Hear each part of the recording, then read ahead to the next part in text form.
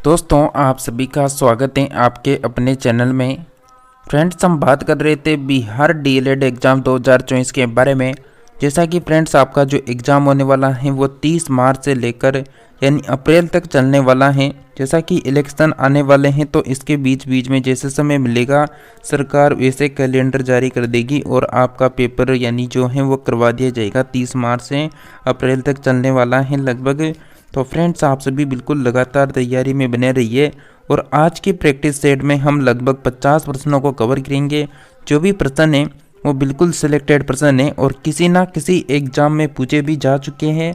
तो वीडियो के एंड तक बने रहिए और चैनल को सब्सक्राइब नहीं किया तो जल्दी से चैनल को सब्सक्राइब करके नोटिफिकेशन के ऑप्शन को ऑल में कर लें, ताकि जब भी कोई सा भी प्रैक्टिस सेट आए तो उसका नोटिफिकेशन आप सभी को कंटिन्यू मिलता रहे। तो बताइए आपका आंसर क्या आएगा। यूनेस्को की स्थापना कब हुई थी? तो यूनेस्को की स्थापना कब हुई थी फ्रेंड्स बताइए। यानी United Nation Educational Scientific and Cultural Organization की स्थापना कब हुई? तो करेक्ट आंसर जाएगा आप सभी साथियों का बिल्कुल करेक्ट आंसर है 16 नवंबर 1945 को हुई थी। सी ऑप्शन करेक्ट आंसर हो जाएगा आपका। नेक्स्ट है कि यूनेस्को का मुख्यालय कहाँ पर स्थित है? यूनेस्को का मुख्यालय आपको बताना है फ्रेंड्स कहाँ पर आएगा। बिल्कुल करेक्ट आंसर जाएगा आप सभी का पेरिस करेक्ट आंसर है। नेक्स्ट बात करें खरीफ की फसल कब बोई जाती है? बिल्कुल बहुत सिंपल प्रश्न है, तो बताइए।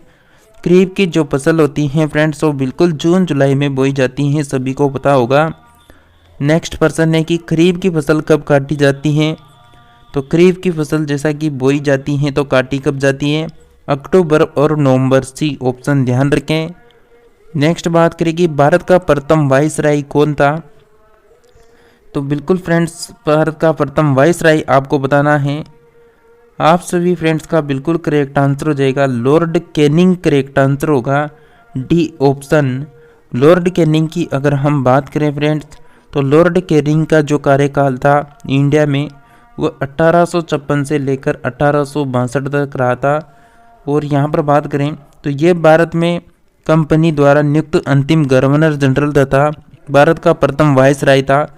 और इसके कार्यकाल में ही क्या हुई थी 1857 की क्रांति का सफलतापूर्वक दमन सबसे बड़ी उपलब्धि मानी जाती है। 1857 की क्रांति का दमन इसकी सबसे बड़ी उपलब्धि है।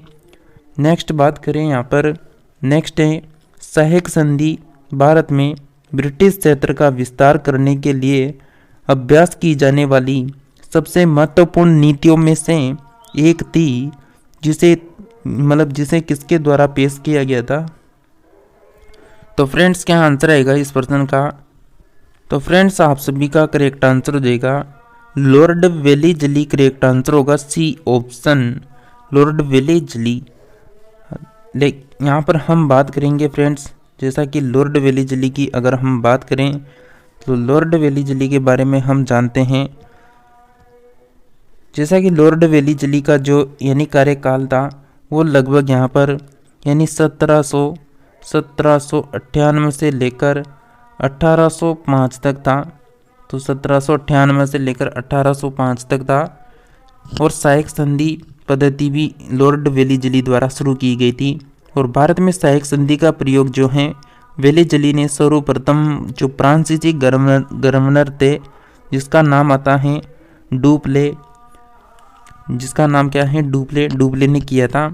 सहायक संधि स्वीकार करने वाले राज्यों की अगर हम बात करें तो यहाँ पर राज्यों में आता है फर्स्ट बात करें यहाँ पर हैदराबाद, यानी हैदराबाद की अगर हम बात करें हैदराबाद तो हैदराबाद से संधि की गई 1708 में। फिर यहाँ पर संधि की गई थी किसके साथ? मैसूर के साथ। मैसूर के साथ कब हुई थी? तो 1799 में मैसूर के साथ हुई थी।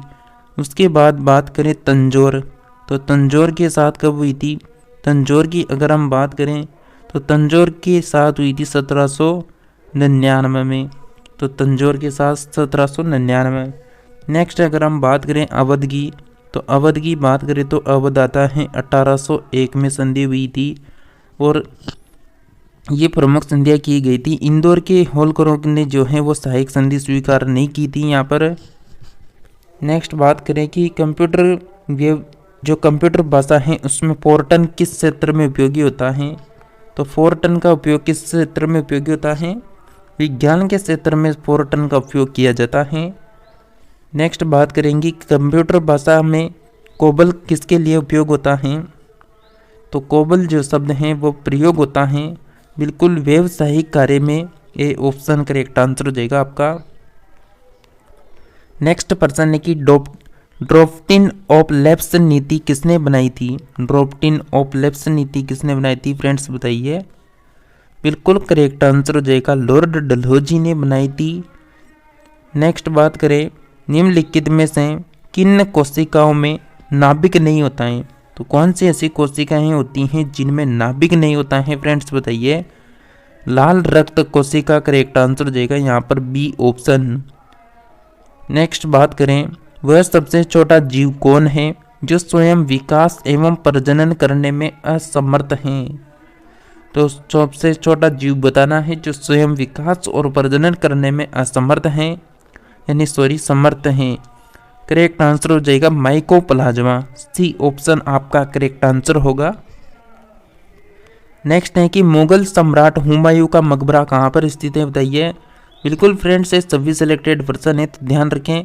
हुमायूं का मकबरा जो है मुगल वास्तुकला से प्रेरित मकबरा है और यह नई दिल्ली के दीन पनाह अर्थात पुराने किले के निकट निजा उद्दीन औलिया की दरगाह के पास में स्थित है। वर्ष 1570 में इस मकबरे का जो निर्माण था वो हाजी बेगम द्वारा करवाया गया था। हाजी बेगम द्वारा करवाया गया था। तो option number B correct answer हो जाएगा हमारा आंसर। नेक्स्ट बात करें कि विश्व बैंक जो वर्ल्ड बैंक है उसका मुख्यालय आपको बताना है कहाँ पर है। तो बिल्कुल करेक्ट आंसर हो जाएगा वाशिंगटन डीसी में स्थित है, बी ऑप्शन आपको ध्यान रखना है। नेक्स्ट बात करें कि बंगाल में सती विनियमन 1829 भारत के किस गवर्नर जनरल द्वारा लाया गया था। तो ये लाया गया था फ्रेंड्स किसके द्वारा। हम बात करेंगे यहाँ पर बिल्कुल Lord William Bentinck correct answer हो जाएगा बी ऑप्शन। अगर इसकी शासनकाल की अगर हम इंडिया में बात करें तो ये रहा था 1828 से लेकर ये रहा था 1835 तक इसका शासनकाल रहा था। और 1833 के चार्टर एक्ट के द्वारा इन्हें भारत का पहला गवर्नर जनरल बनाया गया था। और इसके कार्यकाल में ही जो इसके कार्यकाल था इसमें राजा राम मोहन राय की मदद से अधिनियम 17 के तहत सती प्रथा को सन 1829 में समाप्त किया गया था।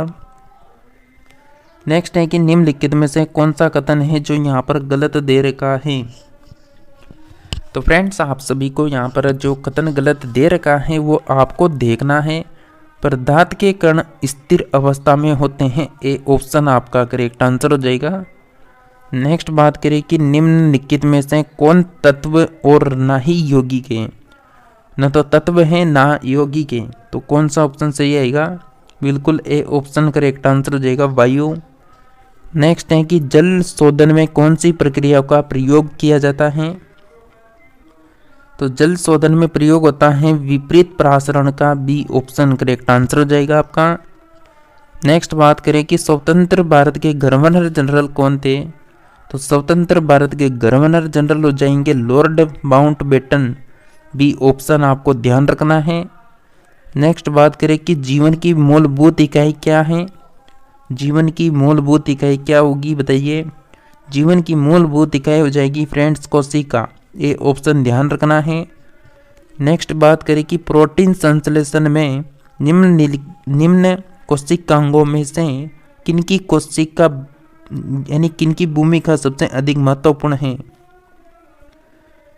तो प्रोटीन संश्लेषण में निम्न कोशिकांगों में से किनकी भूमिका सबसे अधिक महत्वपूर्ण है। बिल्कुल अंतःद्रव्य जालिका और राइबोसोम करेक्ट आंसर हो जाएगा, सी ऑप्शन। नेक्स्ट है कि भारतीय राष्ट्रीय कांग्रेस के अध्यक्ष जो सेशन के प्रारंभ में ही जेल चले गए। करेक्ट आंसर हो जाएगा आप सभी का बिल्कुल C R Das, A option correct answer हो जाएगा। नेक्स्ट बात करें कि भारतीय राष्ट्रीय कांग्रेस तथा मुस्लिम लीग दोनों ने लखनऊ में किस वर्ष में अधिवेशन किया जिसमें लखनऊ समझौता संपन्न किया गया? तो फ्रेंड्स आपका करेक्ट आंसर हो जाएगा 1916, बी ऑप्शन ध्यान रखना है।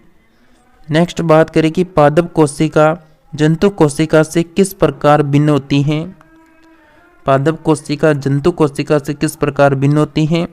बिल्कुल बी ऑप्शन करेक्ट आंसर हो जाएगा, कोशिका भित्ति। हवा महल का निर्माण किसने किया था फ्रेंड्स बताइए? तो हवा महल का निर्माण किसने किया था? करेक्ट आंसर हो जाएगा महाराजा सवाई प्रताप सिंह। करेक्ट आंसर होगा सी ऑप्शन, हवा महल राजस्थान जयपुर में स्थित है। नेक्स्ट बात करें कि जयपुर में हवा महल का निर्माण किससे हुआ?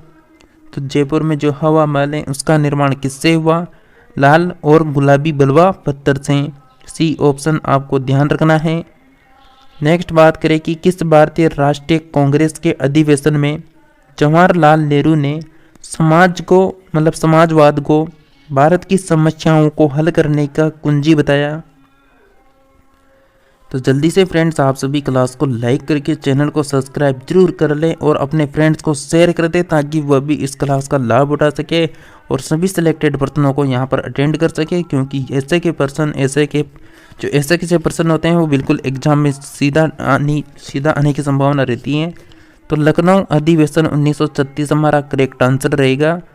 नेक्स्ट बात करें, आप 15% से कितने को राइट कर पाते हैं? कमेंट करके सभी के सभी स्टूडेंट जल्दी से बता दीजिए। नेक्स्ट बात करें कि कौन सा ऊर्ध्वपातन कर सकता है? तो कौन ऊर्ध्वपातन कर सकता है? अमोनियम क्लोराइड आपका करेक्ट आंसर हो जाएगा। नेक्स्ट बात करें कि इंटरपोल का मुख्यालय कहाँ पर स्थित है? तो इंटरपोल का मुख्यालय कहाँ पर आएगा फ्रेंड्स? बिल्कुल लियोन करेक्ट आंसर हो जाएगा। नेक्स्ट बात करें कि सूर्य और पृथ्वी के बीच चंद्रमा कब आता है? बिल्कुल सूर्य ग्रहण के समय आता है, बी ऑप्शन करेक्ट आंसर होगा। नेक्स्ट बात करें कि सवेज नहर की लगभग लंबाई कितनी है? सवेज नहर की लंबाई, तो फ्रेंड्स बिल्कुल करेक्ट आंसर हो जाएगा आप सभी का 168 किलोमीटर हो जाएगा। नेक्स्ट बात करें कि निम्नलिखित में से कौन से मुगल शासक राजपूत माँ के गर्भ से जन्म लिया था? तो कौन सा मुगल शासक था जिसने राजपूत माँ के गर्भ से जन्म लिया था? बिल्कुल जहांगीर एवं शाहजहां करेक्ट आंसर हो जाएगा, सी ऑप्शन। नेक्स्ट बात करें कि वाक्यूलर प्रेस एक्ट किस वायसराय के द्वारा समाप्त किया गया था? फ्रेंड्स करेक्ट आंसर हो जाएगा रिपन के द्वारा समाप्त किया गया था, सी ऑप्शन आपका करेक्ट आंसर होगा। नेक्स्ट पर्सन है कि लेनिन कहाँ के शासक थे? लेनिन जो थे वो कहाँ के शासक थे बताइए? बिल्कुल करेक्ट आंसर हो जाएगा सोवियत रूस के, यानी सी ऑप्शन आपका करेक्ट आंसर होगा। नेक्स्ट है कि खुदा बख्श पाठागार कहाँ है? खुदा बख्श पाठागार कहाँ पर है? बिल्कुल आपका करेक्ट आंसर होगा पटना बिहार में स्थित है। नेक्स्ट बात करें कि फिलिस्तीनी किनके विरोध में लड़े गए? जो फिलिस्तीनी है वह किनके विरोध में लड़े गए? यहूदियों के विरोध में लड़े गए थे, सी ऑप्शन करेक्ट आंसर हो जाएगा। नेक्स्ट है कि सिंदकरी कारखाना में क्या बनाया जाता है? सिंदरी कारखाना है इसमें क्या बनता है? इसमें बनता है खाद, बी ऑप्शन करेक्ट आंसर हो जाएगा। नेक्स्ट है कि विधायक के लिए न्यूनतम आयु सीमा क्या है? तो न्यूनतम आयु सीमा क्या होनी चाहिए? विधायक एमएलए बनना है तो उसके लिए क्या सीमा चाहिए न्यूनतम? बिल्कुल करेक्ट आंसर हो जाएगा 25 वर्ष यहाँ पर होनी चाहिए। नेक्स्ट बात करें कि नई दिल्ली का शिलान्यास 15 दिसंबर 1911 को किसने किया था? तो नई दिल्ली का शिलान्यास 15 दिसंबर 1911 को सम्राट जॉर्ज पंचम ने किया था, बी ऑप्शन करेक्ट आंसर हो जाएगा। नेक्स्ट बात करें कि विख्यात चित्रकार राजा रवि वर्मा ने तेल चित्रकला सीखी थी, तो किससे सीखी थी? बिल्कुल करेक्ट आंसर हो जाएगा आप सभी फ्रेंड्स का answer option number A Theodore Jensen से। नेक्स्ट है कि पंडित जवाहरलाल नेहरू की सर्वाधिक चर्चित पुस्तक कौन सी है? तो पंडित जवाहरलाल नेहरू की सर्वाधिक चर्चित पुस्तक है Discovery of India. B option correct answer होगा। फ्रेंड्स, जीके और जीएस के ये जितने भी आपको लगातार प्रश्न उत्तरी मिलती हैं सभी सिलेक्टेड प्रश्न हैं, तो बिल्कुल इन प्रश्नों को अच्छे से रट ले। ऐसा का ऐसा एग्जाम में आपको प्रश्न देखने को मिलेंगे। नीति निर्देशक तत्वों में बालकों के लिए निःशुल्क प्राथमिक और अनिवार्य शिक्षा का प्रावधान संविधान के किस अनुच्छेद द्वारा किया गया है? तो कौन सा आर्टिकल आएगा फ्रेंड्स? बिल्कुल आर्टिकल 45 करेक्ट आंसर हो जाएगा, ए ऑप्शन। नेक्स्ट है कि भारत में मंत्रिपरिषद सामूहिक रूप से किसके प्रति उत्तरदायी हैं? तो फ्रेंड्स, यह किसके प्रति उत्तरदायी हो जाएगी? बिल्कुल आप सभी साथियों का करेक्ट आंसर हो जाएगा लोकसभा के प्रति। बी ऑप्शन आपका करेक्ट आंसर होगा। नेक्स्ट प्रश्न है, निम्नलिखित में से किस कंपनी ने दृष्टिहीन लोगों के लिए टॉकबैक कीबोर्ड विकसित किया है? तो फ्रेंड्स, करेक्ट आंसर हो जाएगा बिल्कुल गूगल कंपनी ने। ए ऑप्शन करेक्ट आंसर हो जाएगा। नेक्स्ट है कि भारत में राष्ट्रीय आय को गणना में किस विधि का प्रयोग किया जाता है? तो भारत में राष्ट्रीय आय गणना में किसका प्रयोग किया जाता है? उत्पत्ति गणना विधि और आय विधि का प्रयोग किया जाता है। सी ऑप्शन करेक्ट आंसर होगा। नेक्स्ट प्रश्न है फ्रेंड्स आप सभी के लिए, हड़प्पा सभ्यता किस युग की है? तो किसी युग की सभ्यता थी? तो ये थी खासी युग की सभ्यता थी। ए ऑप्शन करेक्ट आंसर है। फ्रेंड्स, जल्दी से कमेंट करके बताना कि आपने 15 में से कितने राइट किए। सिंधु घाटी की सभ्यता में घोड़े के अवशेष कहाँ पर मिले हैं? तो सिंधु घाटी की सभ्यता में घोड़े के अवशेष मिले थे सुरकोटदा में। डी ऑप्शन हमारा करेक्ट आंसर रहेगा। चलिए फ्रेंड्स, जैसा कि आपका एडमिट कार्ड निकलना भी शुरू हो गया होगा, तो आपका सेंटर कौन से डिस्ट्रिक्ट में है जल्दी से कमेंट करके बताना। अशोक के कलिंग युद्ध के विषय में किस अभिलेख से जानकारी मिलती है? तो 13वें शिलालेख से मिलती है। डी ऑप्शन करेक्ट आंसर हो जाएगा। नेक्स्ट है कि पोंडजोल क्या है? पोंडजोल क्या है? यहाँ पर पोंडजोल आपको देखना है क्या है। करेक्ट आंसर रहेगा हमारा कोणधारी वन प्रदेशों में मिलने वाली जो मिट्टी होती है उसे पोंडजोल कहा गया है।